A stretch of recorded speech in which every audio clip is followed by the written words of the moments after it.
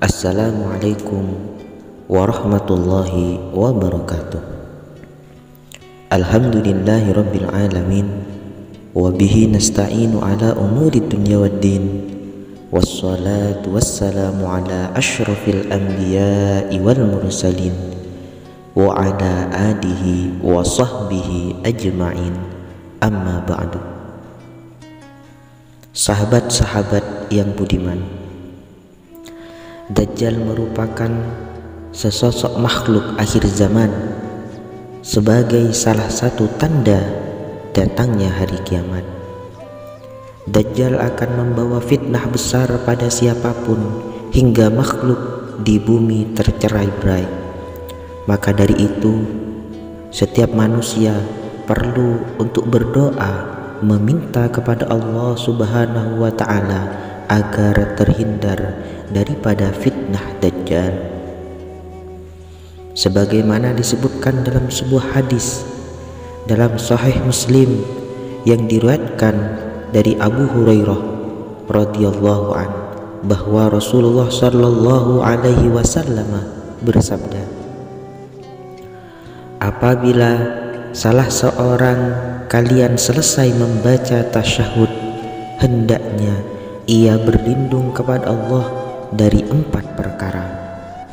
Lalu beliau membaca, Allahumma inni a'udzubika min azabil qabri wa min azabin nari jahannama wa min fitnatil mahya wal mamat wa min fitnatil masihid dajjal. Selain membaca doa tersebut, terdapat juga salah satu amalan yang disunnahkan adalah membaca surah Al-Kahfi.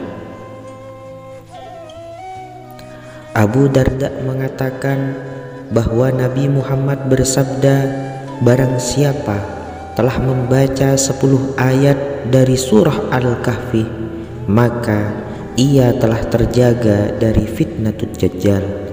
Hadis riwayat An-Nasa'i. Hadis tersebut menunjukkan bahwa membaca 10 ayat pertama dari surah Al-Kahfi merupakan penjaga dari fitnatul Dajjal. Semoga kita semua dengan mengamalkan kedua amalan ini senantiasa dijaga oleh Allah Subhanahu wa ta'ala dari fitnah Dajjal. Amin amin ya rabbal alamin.